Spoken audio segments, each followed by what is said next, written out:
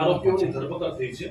કોણ કોણ આરોપીઓ છે, શું કામ ધરપકડ કરવામાં આવી છે, આખો હત્યાનો બનાવ શું હતો, કઈ રીતે આરોપી પકડાયા અને ક્યાંથી આ લોકોનું પ્લાનિંગ ચાલતું હતું. सर लोग सामने ये अनिल राठवा करके एक व्यक्ति था जो कि लेबर की तरह contract labour archaeological survey of India में काम करता था।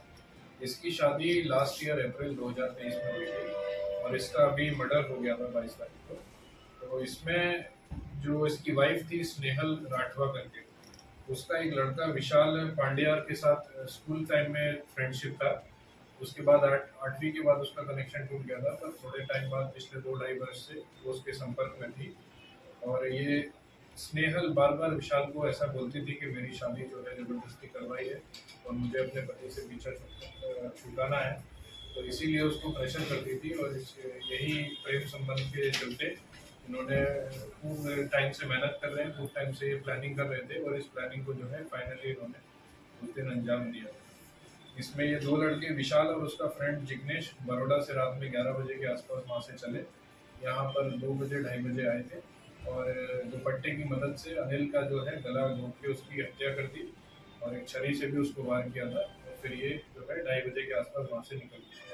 सर ये प्लानिंग कब से चल रहा था और किस प्रकार से एग्जीक्यूट किया प्लानिंग को, किस तरीके से लोकेशन दिया, यहाँ बुलाया गया, क्या कंफर्मेशन दोनों के बीच हुआ था, क्या बातचीत हुई थी मर्डर और यहाँ तक पहुँचने के बीच के समय में? ये पिछले कई वर्ष से कई महीनों से उसको प्रेशर कर रही थी कि इसको या तो किसी तरह इससे छुटकारा पाया जाए, कुछ इसकी मर्डर कर दिया जाए, कुछ कर दिया जाए। तो पिछले 1-1.5 महीने से जो है कई तरह की प्लानिंग चल रही थी। इसमें कुछ गोलियां देकर उसको सुला दिया जाए, मार दिया जाए, ऐसा भी कुछ प्लानिंग में था।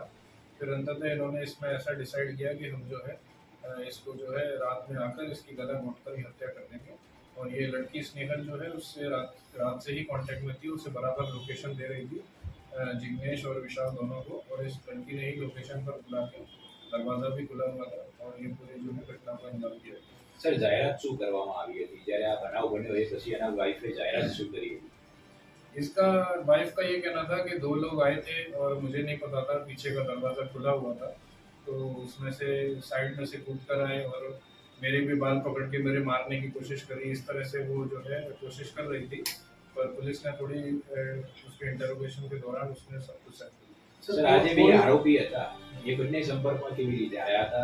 બંને વચ્ચે શું રિલેશન છે? विशाल जो था उसका स्कूल का फ्रेंड था स्नेहल का, और विशाल 2-2.5 वर्ष से पिछले कांटेक्ट में है। और जिग्नेश जो है विशाल का फ्रेंड है, तो उसकी फ्रेंडशिप में वो है, उसके हेल्प कर रहे हैं।